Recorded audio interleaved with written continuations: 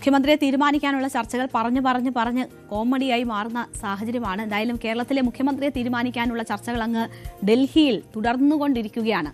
കേരളത്തിലെ നേതാക്കളെ ഡൽഹിയിലേക്ക് വിളിപ്പിച്ച് രാഹുൽ ഗാന്ധി ഇന്ന് അവരുമായി ചർച്ച നടത്തി.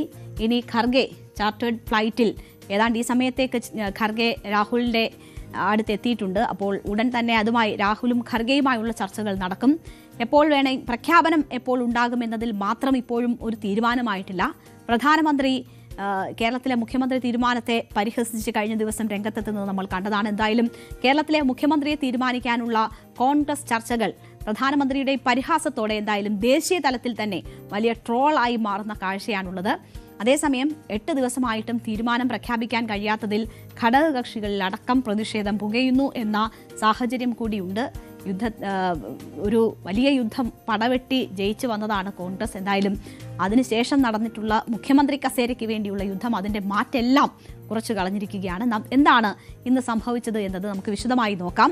രാഹുൽ ഗാന്ധി കേരളത്തിൽ നിന്നുള്ള മുൻ കോൺഗ്രസ് അധ്യക്ഷന്മാരെ ഒപ്പം തന്നെ മുതിർന്ന നേതാക്കളെയൊക്കെ ഡൽഹിയിലേക്ക് വിളിപ്പിച്ചാണ് ചർച്ച നടത്തിയത്. തീരുമാനം എടുത്തിട്ട് നേതാക്കളെ അത് ധരിപ്പിക്കാൻ വിളിപ്പിക്കുന്നതാണോ എന്ന തരത്തിലൊക്കെ വിലയിരുത്തലുകൾ വന്നുവെങ്കിലും ഒരു തീരുമാനം എടുത്തിട്ടില്ല രാഹുൽ ഗാന്ധി എന്നതാണ് ഇപ്പോൾ AICC വൃത്തങ്ങൾ നൽകുന്ന സൂചന. ഒറ്റയ്ക്കൊറ്റയ്ക്കാണ് രാഹുൽ എന്തായാലും ഇന്ന് വിളിച്ചിട്ടുള്ള നേതാക്കളുമായി കൂടിക്കാഴ്ച നടത്തിയത്.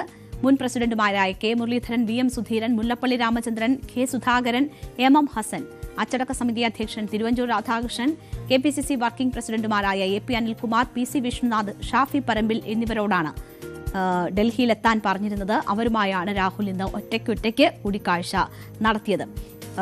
മുല്ലപ്പള്ളി രാമചന്ദ്രൻ ഫോണിൽ രാഹുൽ ഗാന്ധിയെ അഭിപ്രായം അറിയിക്കുകയാണ് ചെയ്തിട്ടുള്ളത്. എന്തായാലും എല്ലാ കാര്യങ്ങളും രാഹുൽ ഗാന്ധിയെ അറിയിച്ചതായി തിരുവഞ്ചൂർ രാധാകൃഷ്ണൻ പറഞ്ഞു.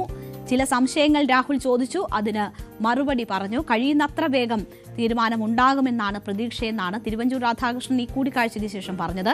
പറയാനുള്ളതെല്ലാം രാഹുൽ വിശദമായി കേട്ടതായും തീരുമാനം നാളെ ഉണ്ടാകുമെന്നും K മുരളീധരൻ പറഞ്ഞു.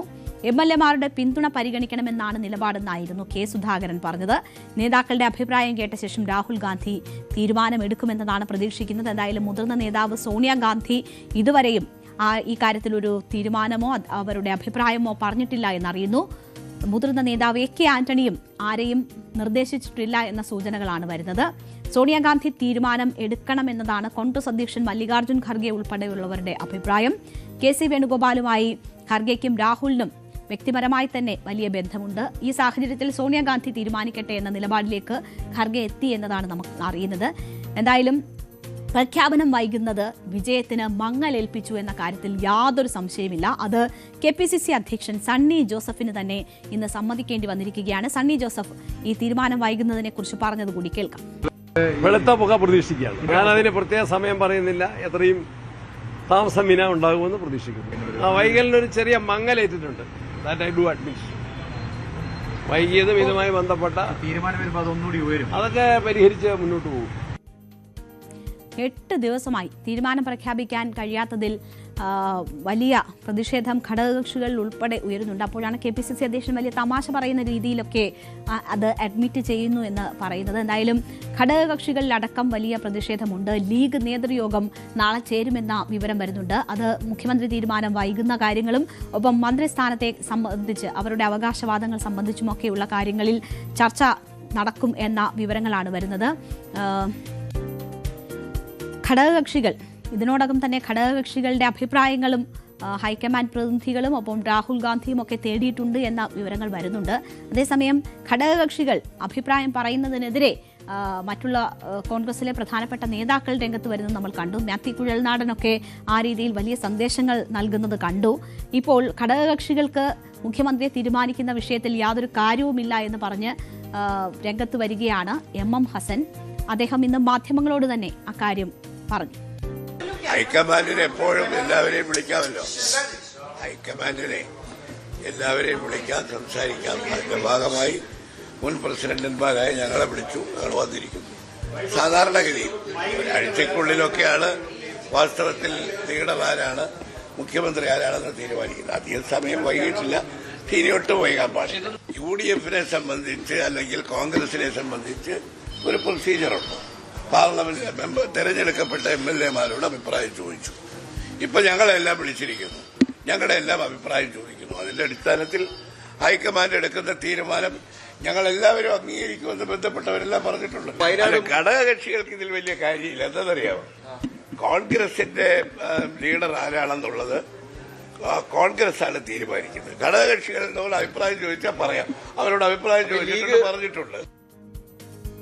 MLA-മാരിൽ കൂടുതൽ പേരും പിന്തുണച്ചിരിക്കുന്നത് KC വേണുഗോപാലിനെയാണ്. നേതാക്കന്മാരിൽ നിന്നും കൂടുതൽ പേരുടെയും പിന്തുണ KC വേണുഗോപാലാണ് അവകാശപ്പെടുന്നത്. അപ്പോൾ MLA-മാരുടെ എണ്ണമൊന്നും അവഗണിക്കരുത് എന്ന നിലപാടിൽ ഉറച്ച് KC വേണുഗോപാൽ തന്റെ അവകാശവാദം കൂടുതൽ ശക്തമാക്കുന്നു എന്ന കാര്യമാണ് വരുന്നത്. അതേസമയം സീനിയോറിറ്റി പരിഗണിക്കണമെന്ന ആവശ്യം ശക്തമായി തന്നെ രമേശ് ചെന്നിത്തലയും മുന്നോട്ട് വെച്ചിട്ടുണ്ട്. അതിൽ നിന്ന് രമേശ് ചെന്നിത്തല ഒട്ടും പിന്നോട്ട് പോയിട്ടില്ല.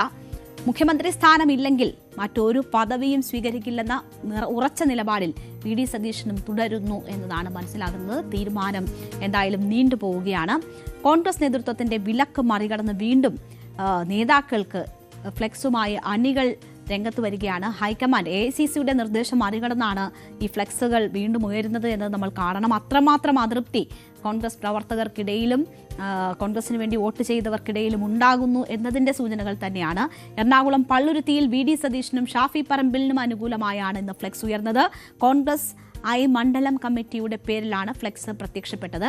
VDS കേരളം ഭരിക്കട്ടെ, ഷാഫി കോൺഗ്രസിനെ നയിക്കട്ടെ എന്നതായിരുന്നു ഫ്ലെക്സിലെ വാചകം.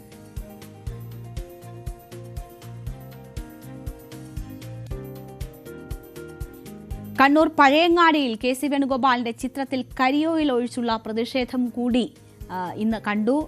എരിപുറത്ത് സ്ഥാപിച്ച കോൺഗ്രസ് ഫ്ലെക്സ് ബോർഡിലാണ് കരിയോയിൽ ഒഴിച്ചിരിക്കുന്നത്.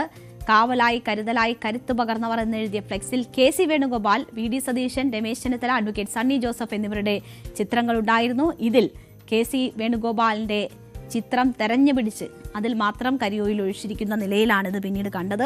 സംഭവത്തിൽ പ്രതിഷേധം ശക്തമാണ്. രാഷ്ട്രീയ അസഹിഷ്ണുതയുടെ ഭാഗമാണ് ഇത്തരം നടപടികളെന്ന് കോൺഗ്രസ് പ്രവർത്തകർ ആരോപിക്കുന്ന സാഹചര്യമൊക്കെ അവിടെ ഉണ്ടായി.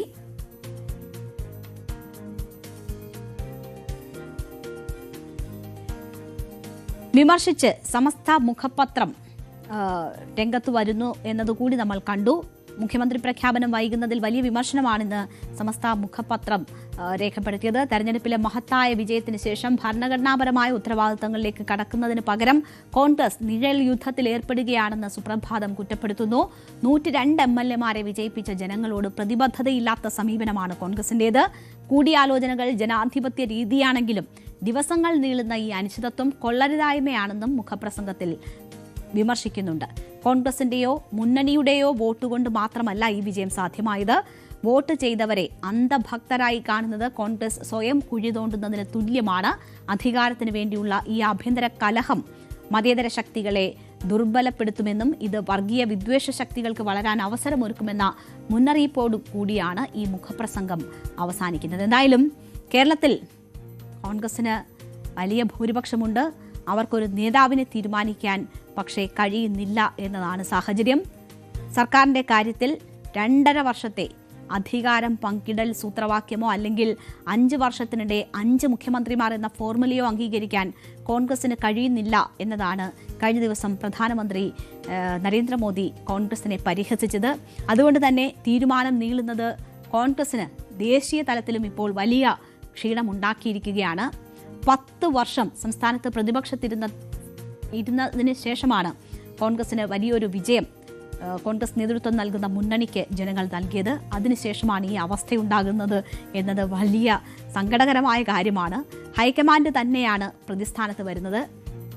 എത്ര വന്നാലും പഠിക്കില്ല എന്നത് കോൺഗ്രസ് വീണ്ടും വീണ്ടും തെളിയിച്ചുകൊണ്ടിരിക്കുകയാണ്. എന്തായാലും പ്രഖ്യാപനം നീണ്ടുപോകുന്നു. ഇനി ഇന്നോ നാളെയോ എന്നതാണ് അവസാനമായി പറയുന്നത്. കൂടുതൽ വാർത്തകൾക്ക് news 18 Keralam YouTube channel subscribe ചെയ്യുക.